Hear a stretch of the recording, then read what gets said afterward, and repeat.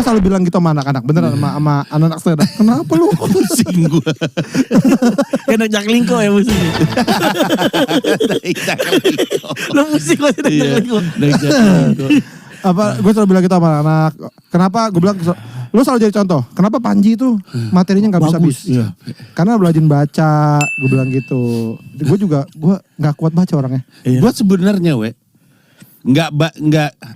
hampir semua kecuali yang sekarang ini, hampir semua buku gue tuh gue dengerin, ada e-booknya. Oh. Jadi gue dengerin e-book. Bukan bukunya ditempel ke kuping. Bukan. Diginin. Enak nih buku.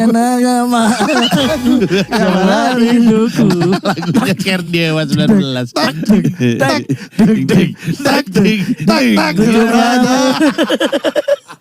Dengerin buku. Oh gini. Dengerin buku gini.